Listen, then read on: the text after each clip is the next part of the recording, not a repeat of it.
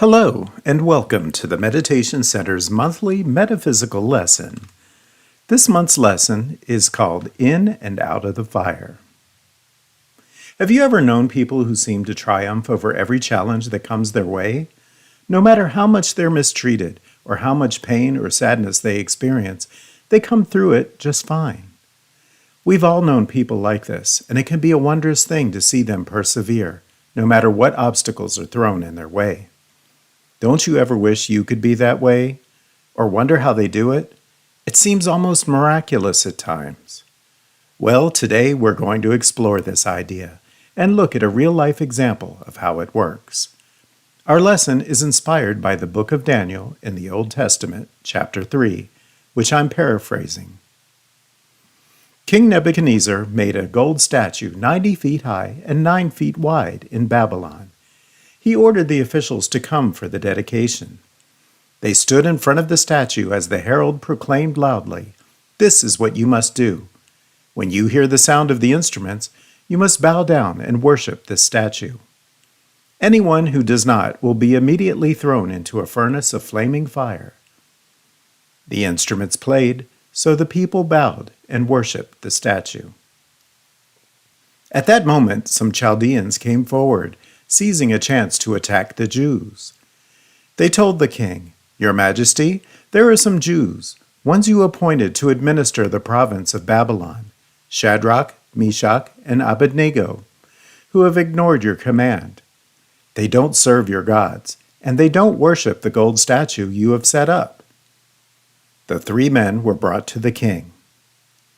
In a rage, Nebuchadnezzar asked them, "Is it true that you don't serve my gods or worship the gold statue I have set up?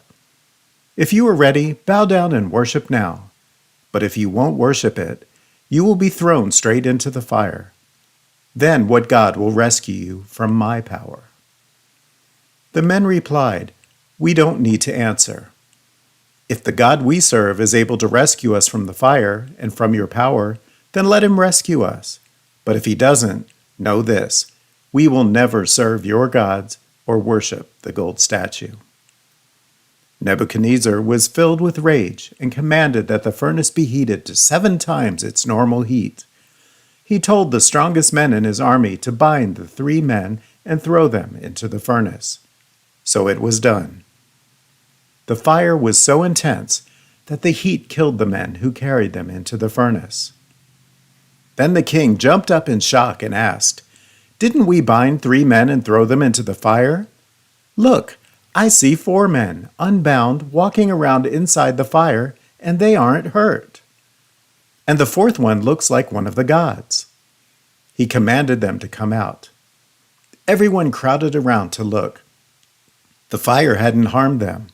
Their hair wasn't singed. Their garments looked the same as before. They didn't even smell like fire. Nebuchadnezzar declared, "May the God of these men be praised.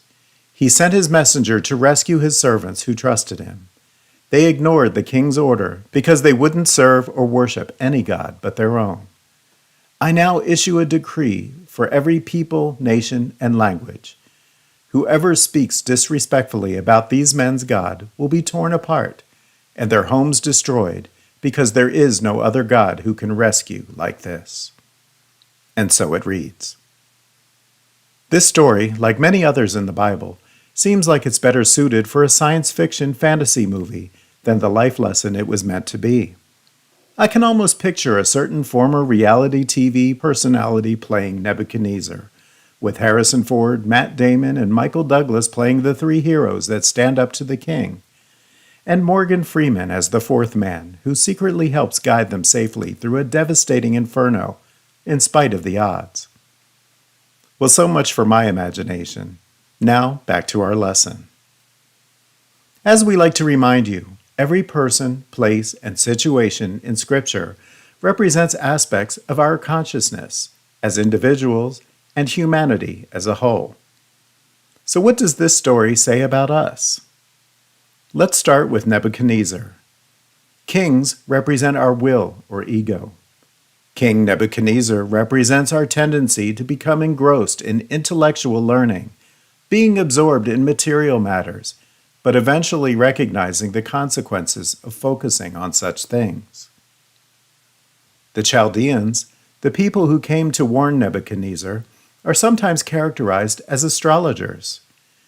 They are our psychic thoughts that connect our individual soul with the soul of the earth and other heavenly bodies. Intuition of a physical rather than spiritual nature. They represent reflected light, like that of the moon, which shines, but emits no light of its own. They are only repeating and perhaps judging what they see. Shadrach is our meekness, driven by true understanding and power. The more we understand, the less we try to control things. Meshach is love, the never-failing love of God, an energy of loyalty and faith. Then there's Abednego. Like Nebuchadnezzar, the name Abednego is derived from the word Nebo, the Babylonian god of wisdom, associated with the planet Mercury. Metaphysically, he is light and understanding. The mysterious fourth man in the fire is our I Am consciousness, which guides us safely through any challenges. And of course, the fire represents the stress we create for ourselves as we navigate the challenges that throw us out of our comfort zone.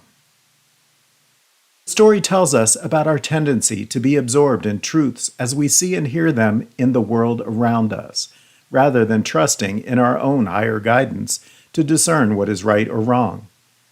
It's easy to watch the news and become emotional about what someone is saying or doing, or think about what we've experienced and worry about the past or the future, all while ignoring the productive, meaningful things that we could be doing right now.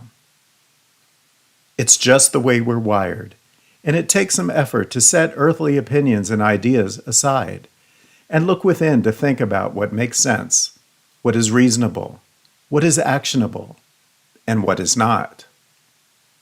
Like Nebuchadnezzar, we tend to want to control our situations, focusing on the physical aspects of life. Every day, we see folks in our society who would want everyone else to bend to their will, their opinions, and their expectations, despite many other Shadrachs, Meshachs, and Abednegos looking for peace, harmony, and unity in our society. And then there are many more who will resent people who choose to follow a different path, and like the Chaldeans, look for ways to undermine them. It's a constant battle of consciousness, not only in the world around us, but within us. But eventually, we realize that focusing on the physical doesn't always serve our highest good, and we begin to turn in a more productive, appreciative direction. Then again, there are some people who naturally know not to go there at all. No matter what happens, they seem to be at peace. It might not be easy, and it might not be what they wanted, but they find peace in it anyway. They honor a secret that we all know deep inside, but we often ignore. And that's the focus of our lesson today. My dear friend Renee was one of these people. I knew her for 40 years, and I never realized how in touch she was with this idea until she died last year, and I spent some time reflecting on her life. Renee spent her entire life enduring challenges of all sorts and never lost focus on her connection with the Creator or on her faith that everything would turn out all right, no matter what. Renee was orphaned when she was young, and she and her two sisters were handed from relative to relative and family friends who looked after them until they were old enough to graduate from high school and take care of themselves. As much love as their caretakers were able to give, these girls had to rely on each other for their most solid support. Renee went to a vocational high school, which gave her the tools she needed to find meaningful work and learn adult responsibilities. As a young adult, she fell in love with a man who gave her two beautiful children. And then he had an affair with and ended up marrying her best friend. Renee now had two small children to take care of, mostly on her own, on top of paying the bills and staying positive, even as the two most important people in her life betrayed her. But she navigated through all of this with a smile, never doubting her ability to persevere. With hard work and dedication, Renee managed to buy a small home in a comfortable community far from the conditions where she grew up, where her kids could thrive and she could find herself. And she cherished her modest home and her children like a princess in her castle. A few years later, she found love again and married, having 2 more beautiful children.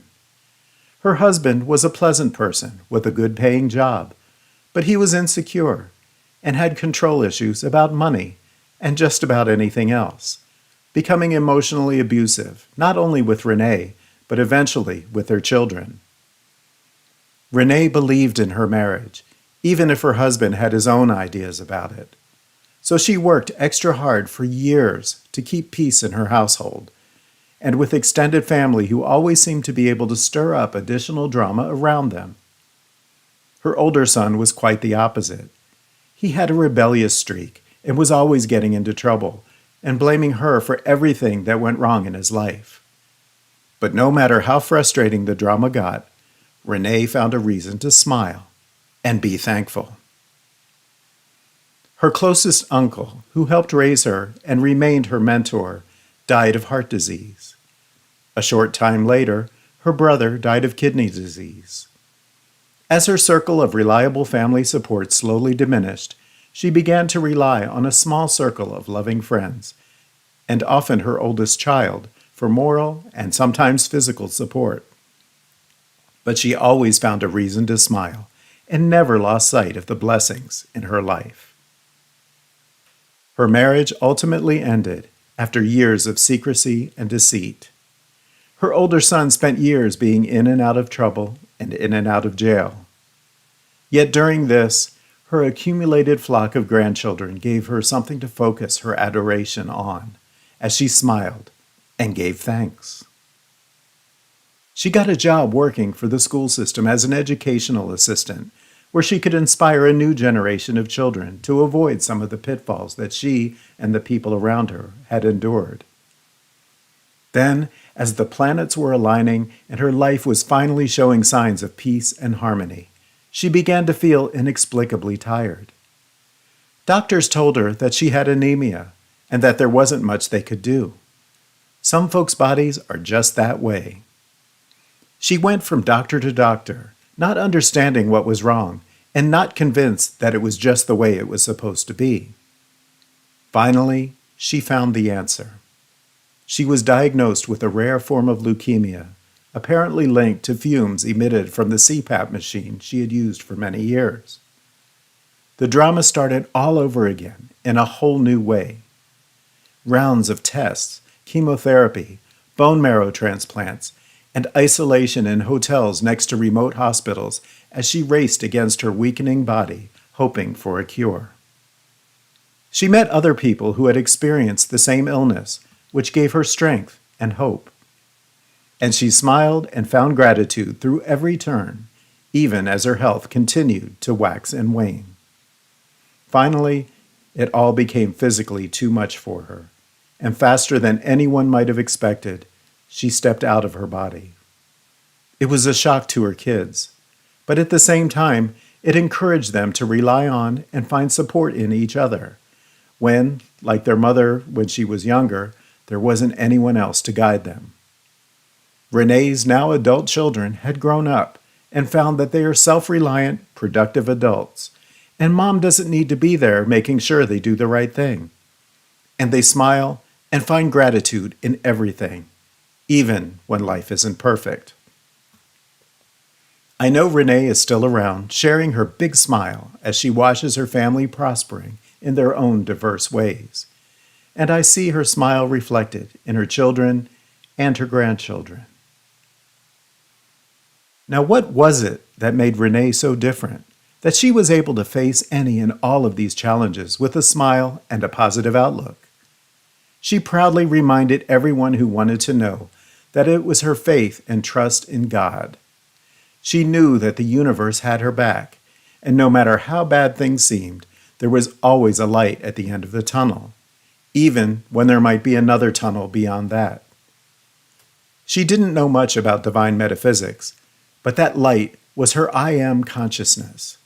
It was the God energy that worked in and through her to inspire the strength and courage she needed so she wouldn't lose hope. When others might allow themselves to be distracted and devastated by their misery, Renee was looking past it, and above it, and around it, to find the meaning and the hope that came with it all in such a subtle way. In this example, Nebuchadnezzar was Renee's challenges, expecting blind devotion to things that didn't make sense or resonate with her. The Chaldeans were family members and friends who spent so much time focusing on the drama of her challenges rather than on finding harmony in them. Shadrach was her meekness and humility. It was her trust and knowing that everything was in divine order, even if she had never heard of the term before. She never doubted what she referred to as God's plan, and understood that everything that happened, whether she saw it as good or bad, was a blessing and a lesson that was meant to be, from which she continued to grow. Meshach was her unfailing love for and trust in God, which gave her strength when she thought she had none left. Abednego was her light and understanding, which she found and shared abundantly. Even in the worst of times, she was looking out for her family and friends and appreciating every blessing, both her own and others, no matter how small and no matter how bad things seemed around her. And in a way, the fourth man in the fire was Renee herself, the I am consciousness that guided and reassured her through every situation, triumphantly. In the end, God's love won. Not love coming from an invisible man in the sky, but rather the divine love that expressed from within her. No matter what mandates and challenges were presented to Renee by her circumstances, she stuck to her guns and did what was right and good, never judging, never doubting, never failing to see the light, even in times of darkness, always finding forgiveness, even when others opposed her choices. She was surrounded by fire time after time, but never was burned by it. And this is what our story is about. Nebuchadnezzar can demand whatever he wants and expect the world to bow and honor his every wish and desire. But it is Shadrach, Meshach, and Abednego's focus on a higher power and resisting the temptation to fall in line with earthly praises that ultimately survives the fire, no matter how intense, no matter how devastating it may be for others. So what does this mean for you? Next time you feel overwhelmed by your situation, whether it's dinner that didn't come out right, or all the repairs that your car needs, or why your 95-year-old grandmother had to die so soon, or who you think other people should vote for, or why you hate being around other people at all, or anything else, remember, you will survive it. You always have, you always will. Instead of focusing on the doubt and the fear and the worry and the anxiety of it all, turn toward God, good, orderly direction, and focus your attention on how to get through your situation with as much peace, satisfaction, and gratitude as possible. Sometimes that peace may be as simple as stopping to take a deep breath before you move on. The satisfaction might just be getting through one task on a list of 100 things you need to do. And the gratitude may simply be for a lesson in what not to do.